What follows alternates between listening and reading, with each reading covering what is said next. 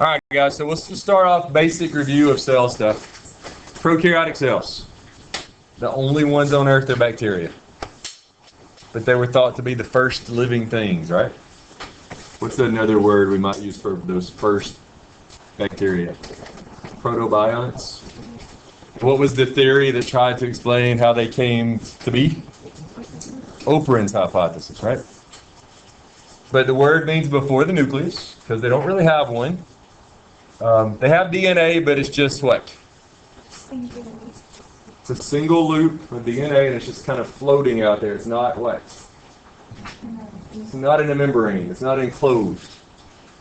But they do have that single circular chromosome we talked about several times. They have ribosomes. If you have DNA, you better have ribosomes, because otherwise the DNA is kind of worthless, right? Because what's the purpose of DNA? To code for proteins. And what's the purpose of ribosomes? To make the proteins. One won't work without the other. You got to have both. They also have a phospholipid-based cell membrane, just pretty much just like yours. And bacteria, prokaryotes, tend to have cell walls. And again, what's the major purpose of cell walls in most cases?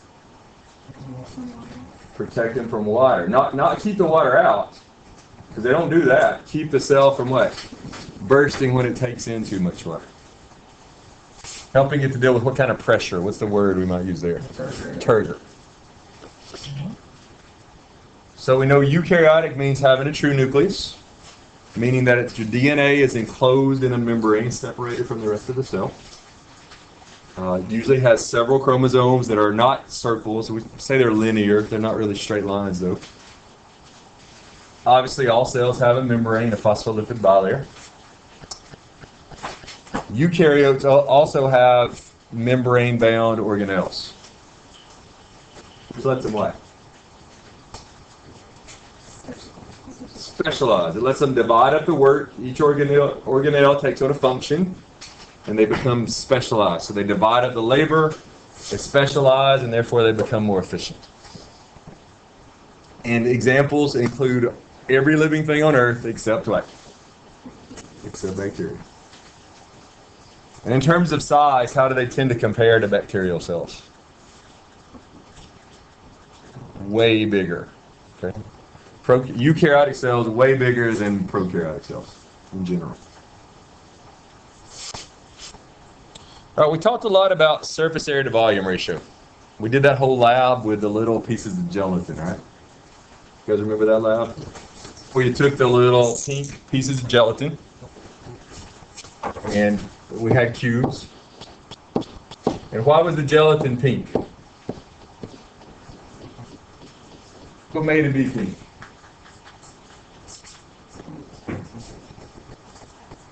What do we call chemicals that change color based on pH? Indicator. An indicator. It had an indicator in it called phenolphthalein, which is pink when the pH is what? Basic. We then took those cubes and we soaked them in what? What did we soak the cubes in? Something acidic. Vinegar. We soaked them in vinegar. And what we saw is we had 3 different sizes of cubes. What did we see with a small cube?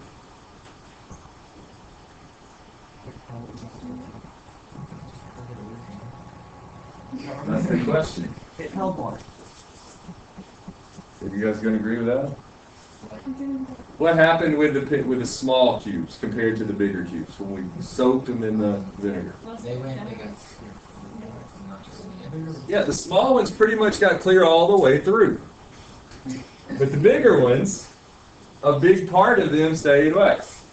Pink. Because here's the thing. Things that are smaller actually have a bigger what? Surface area compared to volume ratio.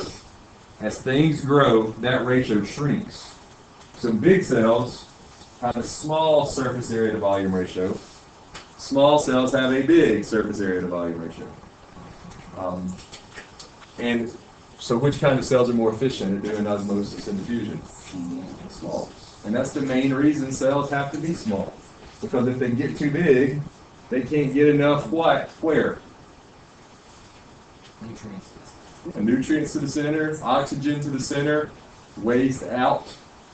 They've got to stay small to have a high surface area to volume ratio.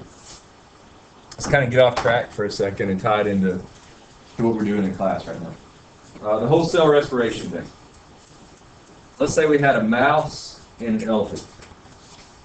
And we're comparing their rates of cell respiration per cell. Which one do you think has a higher rate? The mouse or the elephant? From both mammals, both endotherms. Which one do you think has a higher rate of respiration per cell? Turns out the mouse is way, way crazy higher than the elephant. Because the mouse has what? It's smaller, so it has a greater surface area to volume ratio. Which means more of the mouse touches where? What's the surface area of a mouse? Like its skin, right? So more of the mouse is touching the air. Which means there's a lot more places, proportionally speaking, to lose what? To lose heat. And since a mouse is an endotherm, where does that heat come from? Inside by doing what? Cell respiration. And if it wants to maintain a constant body temperature, since it's losing a lot of heat, it also better be what? Generating a whole lot of heat. And the only way to do that is to do cell respiration really, really fast. An elephant, on the other hand, most of an elephant is where? On the inside, away from what? Away from the air. So proportionally speaking, there's not as many places to lose heat, and therefore it's more efficient. We can do cell respiration slower and still maintain what? Body temperature, constant body temperature, homeostasis. Small endotherms are always going to have a crazy higher cell respiration rate than big ones. For that reason, it's all about surface area to volume ratio and more places to do what? What do we say the surface area is like? And so more places to lose heat. And since you're trying to maintain a constant body temperature, if you're losing a lot of heat, you also better be generating a lot of heat. Does that make sense?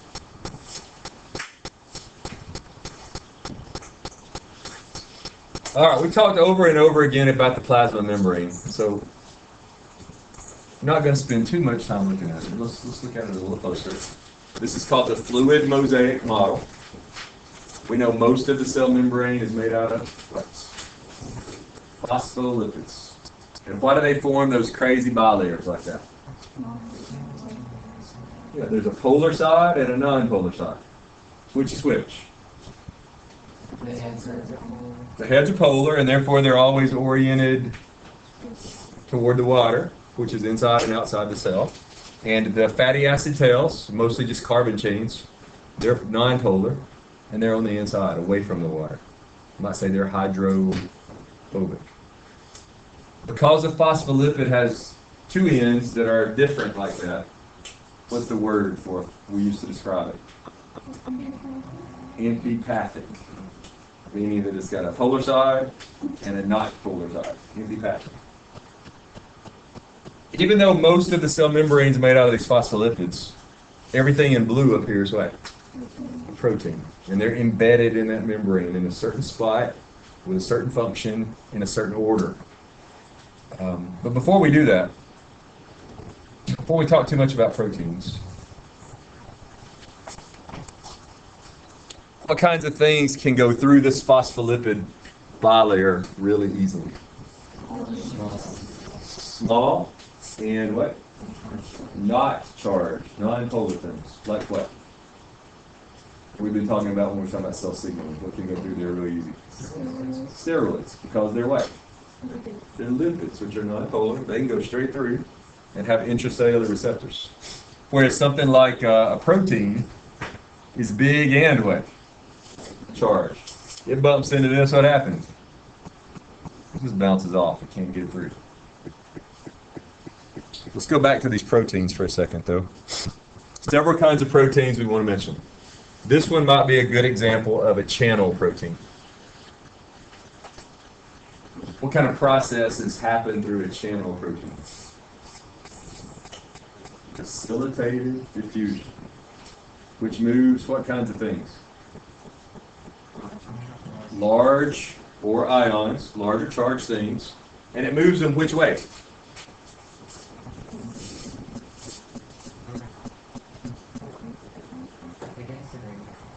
I heard along the gradient, I heard against the gradient. Which one's right? It's diffusion with just a little help. So which way is it? So along the gradient, high to low. Moves things from high to low. He's elite. Adam has made a lot of wrong answers here recorded. Just remember that.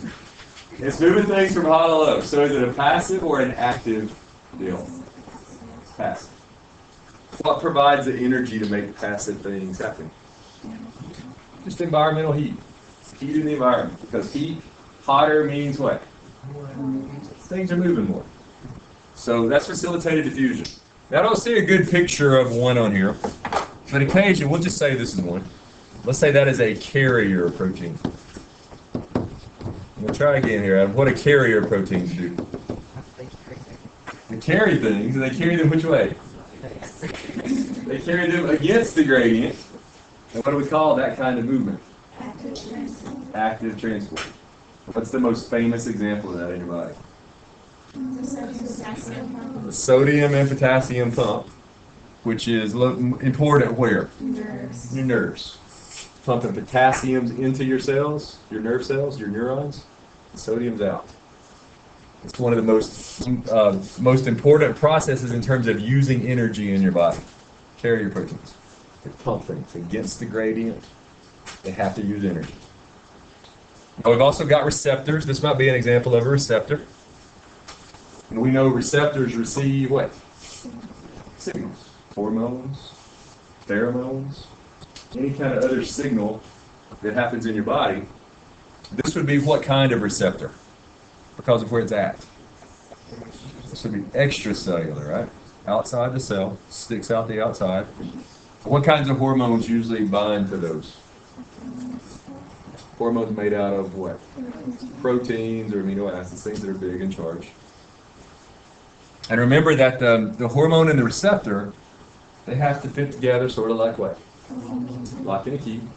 And when they do, what happens? Changes shape. And by the way, all that I just described is step one of cell signaling, and that's what? Reception. And that conformational change, once it happens, it triggers step two, which is called what? Transduction. Signal transduction pathway, or transduction. And in that process, the signal gets amplified and spread out until eventually it causes what? A response, which is step three, which might be something like what? Turning on and off a gene, stopping a reaction, starting a reaction, any of those things could happen. Some response. And we also have these proteins that are sticking out the top. And we might call those glycoproteins, which means they're part what? Part sugar. And what are some functions of glycoproteins? We refer to them as name tags. Partly they identify your cells to what part of your body? To your immune system. They also might let one cell communicate with another cell. What was an example of these we talked about with immune system cells that let them communicate with each other? You remember talking about MHC class 1 and MHC class 2? That the helper T cells and other kinds of cells joined together and they communicated via these glycoproteins. But again, this is called the fluid mosaic model of the cell membrane.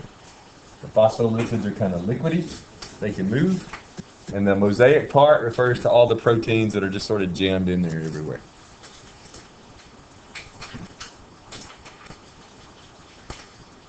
I'm going to skip some of this, but I want to talk about this right here. What is this a picture of? That says rough endoplasmic reticulum, but what's the process that it's trying to show us? What system is it trying to show us? Let's try it that way.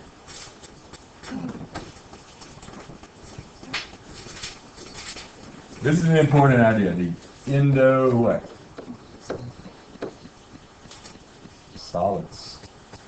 How about the endomembrane system? And this is the idea where you have a ribosome. Most of those ribosomes are sitting where? On the ER. Most of them are sitting on top of the rough ER. And the ribosomes make a protein. So this would be like the protein. And here's the mRNA that's telling it what amino acids to stick in there. So it makes the protein. And eventually the protein falls into the rough ER. We said to think of the rough ER sort of like what part of the factory? The conveyor belt. And as the protein is going through the conveyor belt, it sort of gets tinkered with, right? What's one of the things that happens to the protein while it's in the ER? It gets shaped. It gets bent and twisted in the right shape. Eventually it gets to the end. What happens at the end of a conveyor belt in a factory? You package it up. The rough ER invaginates on itself, pinches in. It's a vesicle around that protein. So now it's packaged. And that little vesicle will travel to where next? From the rough ER, where does it go? Before that, what organelle does it go to? It goes to the Golgi. We said to think of the Golgi apparatus like what part of a business? A manufacturing business. Sort of like a warehouse. So the proteins go there, they get stored, and they may get tinkered with a little bit. They may get things added to or taken away. But most of them are getting stored.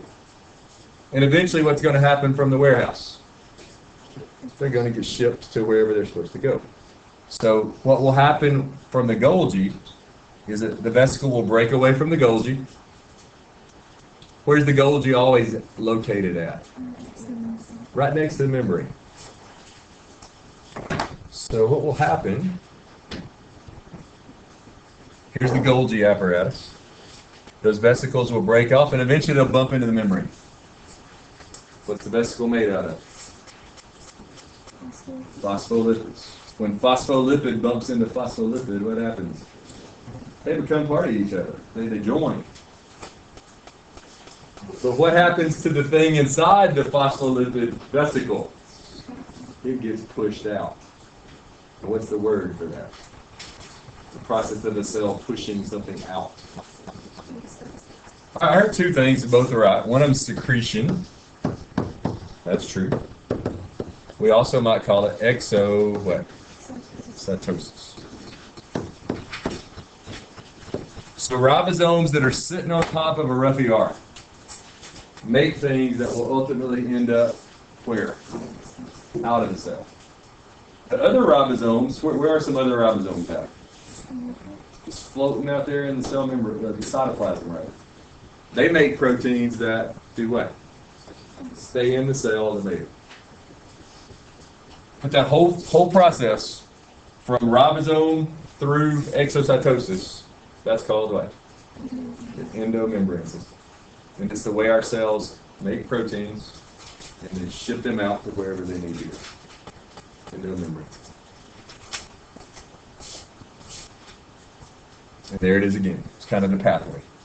Ribosome to rough ER, eventually bagging the protein up in a vesicle, moving to the Golgi where it gets stored for a while, breaking off in a vesicle, and then going through the process of exocytosis or secretion. All right, let's talk about lysosomes for a minute. As soon as we see that LYS or LYT, we ought to think break, cut, tear, split, and destroy. Like hydrolysis breaks things down, right? That's what lysosomes do. They have these powerful enzymes in there, enzymes that break things down, hydrolytic enzymes. And they're really important in lots of your cells. But for example, if we were talking about a white blood cell, like a macrophage, what do macrophages do? What's macrophage mean? Big eater. And what are they eating? Yeah, bacteria, viruses, protists, anything that's not supposed to be in your body, right? A germ. What's the word for how they eat it? phagocytosis, right? They engulf it whole. Well, they've got to have a way to kill it, right? And that's where the lysosomes come in. Because after the thing phagocytizes it, it's going to put it in a what? In a little vesicle, a little vacuole. And the lysosomes in the cell will move over near that vesicle and dump in what? Dump in these enzymes. And those enzymes will break it down right there in the vesicle. What's that called? Yeah, I heard John back there say intracellular digestion, where something is digested right there in the cell that phagocytizes. So this is important in your white blood cells to get rid of germs. It's important all over your body for like breaking down old dead cells and recycling parts. We compared the lysosome to like a recycling part of a factory. Because when it breaks down something, what happens to the pieces, like the amino acids or the nucleotides that thing was made out of? Your body uses them to do something else. When you kill a virus, you use the pieces of the virus to make your own cell. Kind of cool. Your body's being conservative again. It's storing its, using what it's got instead of having to go get something else. All right, I'm not going to say a whole lot about the mitochondria because we've talked about it like a gazillion times by this point in time. But we know that the mitochondria is where most of aerobic respiration happens. We know the cristae are where? Folds on the inner membrane. And the matrix is where? The most inner space. What are the cytochromes? Little proteins that make up the ETC. Now, we know that every eukaryotic cell has mitochondria. But we also know that they don't all have what? Every eukaryotic cell has some mitochondria. But they don't all have what? They don't always have the same number. Because different cells need what? More or less what? ATP. Now, some people would be asked, if they were asked what's the function of the mitochondria, somebody who doesn't know much would say what? They make energy. Can that be right? Can't make energy. What do? They transfer the energy from where? From food to the bonds of ATP, so your body can actually use it. They don't make energy. You can't do that. That's one of the most important laws in science. You can't make it, you can't destroy it, but you can what? Transfer it from one place to another, or transform it from one kind of energy, like potential, to another kind, like kinetic or light or heat or something like that. It's also really important to know that mitochondria have their own DNA for the 1000th time. And what does that DNA look like? Circular. Single circular chromosome, just like bacteria. They also have their own ribosomes, almost just like what? Bacterial ones. And what else can they do that they probably shouldn't be able to do? Binary fission. They can divide on their own. Chloroplasts have pretty much those exact same properties. And scientists would say they have those properties because they used to be what? Their own individual living thing. Of what? Bacteria. And then they got taken in by another prokaryote and eventually evolved to become what? Organelles. And that's how what supposedly came to be. Eukaryotes. And that idea is called endosymbiosis or endosymbiotic hypothesis. Know that. That's important.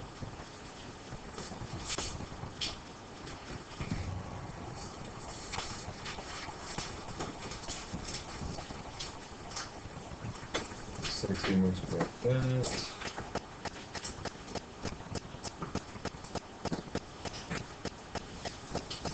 All right, let's talk about some differences between plant and animal cells.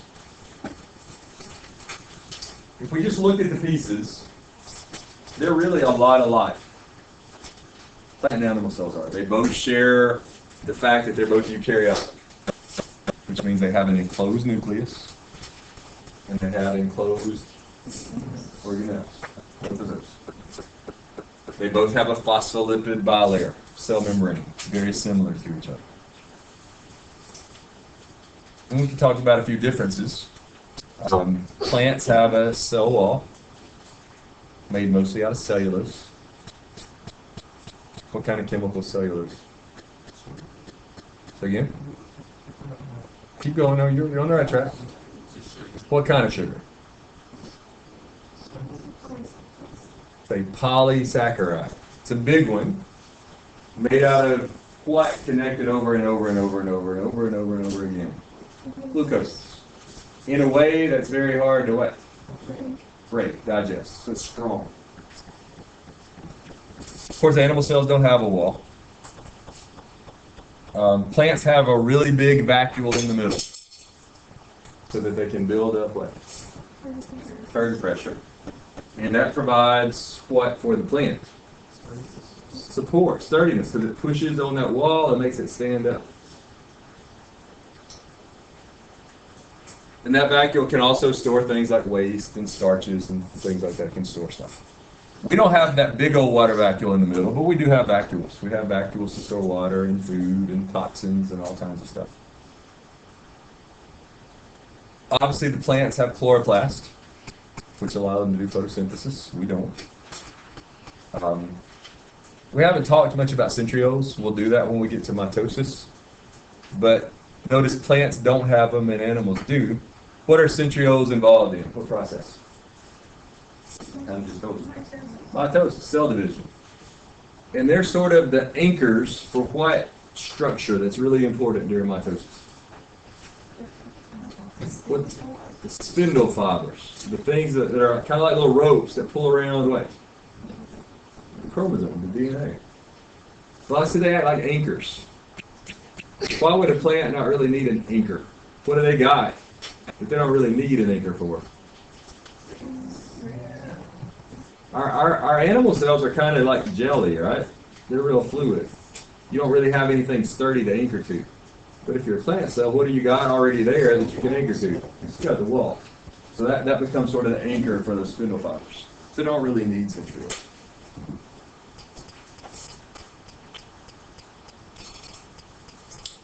All right, we talked about this primitive Earth stuff before.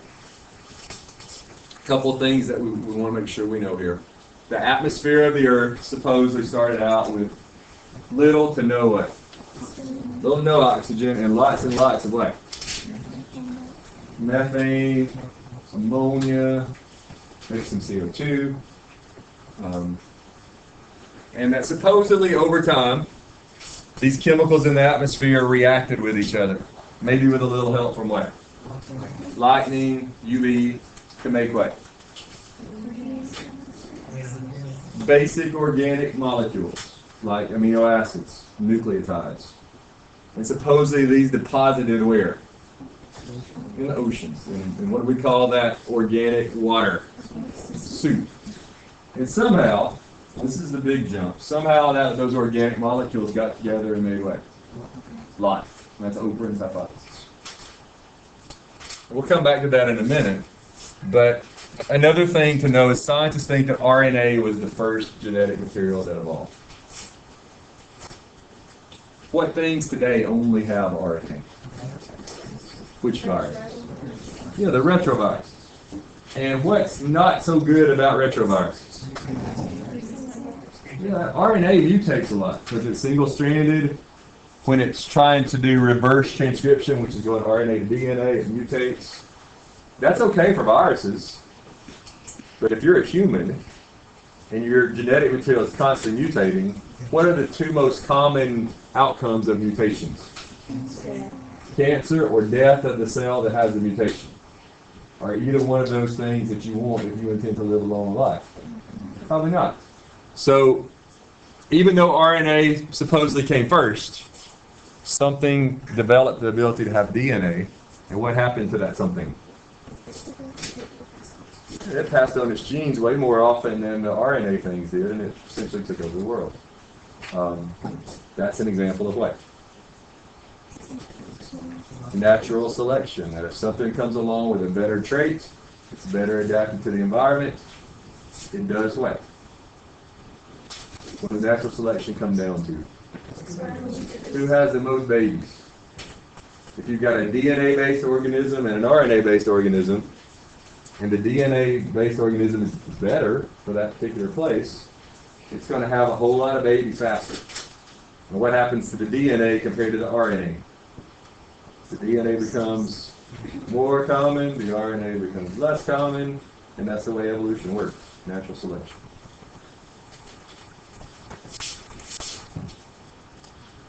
All right, we spent a lot of time talking about Miller and Urey and how that they tried to test this idea of Operan's hypothesis. So they took those gases, methane, ammonia, water vapor, hydrogen, put them in a container like this one down here at the bottom, shocked it with a spark plug, and eventually, what did they find down there in the water? They found some amino acids. Never were able to make any life or something like that. They also might have found some nucleotides, but they never made any living things. But at least it was partial evidence for Operan's hypothesis.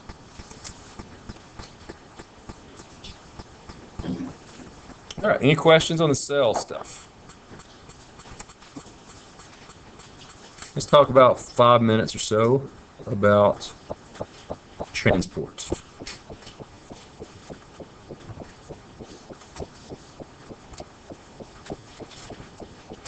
Talked about a lot of this as we went earlier.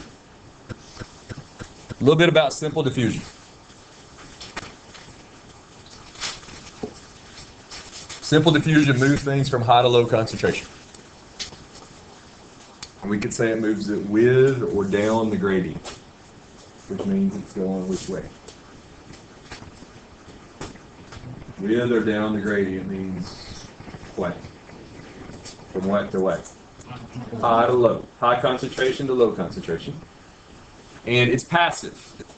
It's powered by what? Heat. The cell doesn't have to use what to make this happen? It doesn't have to use its own ATP. It's using environmental heat to make it go. Diffusion is trying to get things to what state? Yeah, what's the more diffusion sounding word? Equilibrium. Now, when it gets there, does movement stop? No. What stops when you get the equilibrium? Net movement. There's still some particles moving left, and there's some moving right. There might be some moving up and some moving down. Well, what happens there to that movement? If you've got lefts and rights and ups and downs, what do they do to each other?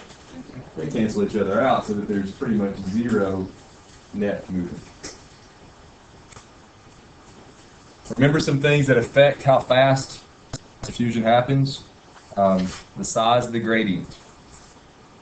The bigger the difference in concentration on two sides of the membrane, what does that mean about rates? Faster. Bigger gradient, faster rate. Higher temperature means what? Faster. What about size of particles? Smaller particles mean faster movement because small particles have what? Less what? Things that are small have less what? Let's compare Mary up here, or Stacy up here, to who's the big guy in here? To Floyd back there. What does Stacy have less of than Floyd? Well, that's not where I was going. Let's use a physics word. Less inertia. Which means Floyd's a little more lazy than she is, right? That's what inertia means, lazy. Which means if Floyd's sitting at his desk, he wants to continue to sit at his desk, okay? And if we want to make him get up, we've got to what? We've got to pull on him or push on him to make him have or offer him, some bribes. It's a lot easier to make her move than it is to make them move. And that's about inertia. It's the same way with particles. Let's spend the last couple minutes talking about osmosis. We know osmosis is the diffusion of water. Since it's a top of diffusion, things are moving which way? Remember, when we're talking about osmosis, we can't just say how to look. We got to be specific, right? So let's say we're talking about just diffusion words. We can say it's the diffusion of water from high concentration of water to low concentration of water.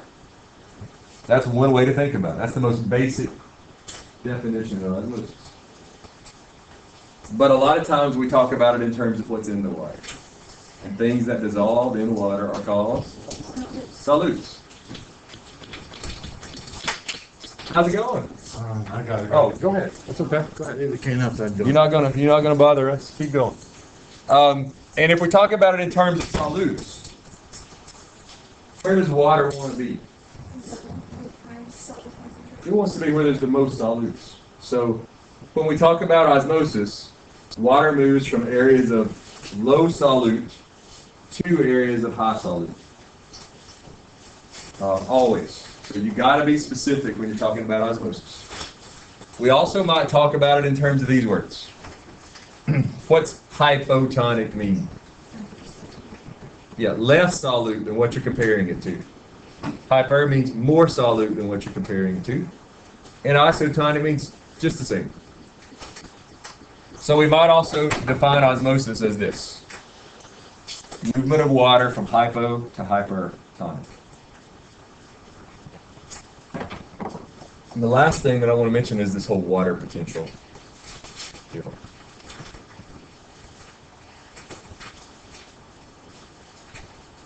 I thought I had a slide here about water potential somewhere. There we go. What's the symbol for water potential? A trident, right? Looks sort of like that, a trident. And sometimes you might see a T on there. What's the T stand for? Total water potential. Water potential looks at two things. What are the two things that it looks at?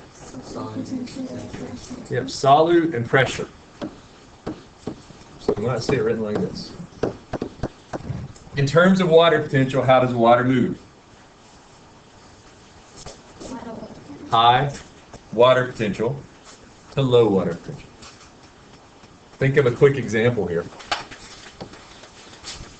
Let's say we have a cell with a wall, and it's sitting inside a beaker of pure water. What's the water potential of just plain old pure water in an open container? 0. And let's say that water starts to move into that cell. What does that mean about the cell if the water's moving into the cell? It's got what kind of water potential? Water moves from high to low water potential. The water potential out here is 0. It's going into there. What kind of water potential must be inside that cell? Negative, right? It's got to be less. It's got to be less than 0. It's got to be a negative number. Here's the thing. As water moves in, what starts to happen to the pressure inside that cell? It starts to go up. And what starts to happen to the concentration of solutes? It starts to become less concentrated, which means this number actually starts to become less negative. Let's put it that way. It starts to become a smaller negative number. Until eventually, the water potential in here will also get to 0. Now when that happens, is the cell at equilibrium? Does equal water potential mean equilibrium? Probably not. Because what's not in that beaker? Solutes. And what is inside that cell? Solutes. Can they ever get to equilibrium? No. If the cell could, it would still try to take in water. But what's keeping it from taking in any more water? The pressure. Because the pressure's pushing which way? Out. Because the pressure's higher where? In the cell than it is out. And which way does pressure always push things? Which direction does pressure always push to? High toward low. And it won't let any more go in. That is a good place to stop for today. Make sure I get the sign-in sheet before you guys get out of here.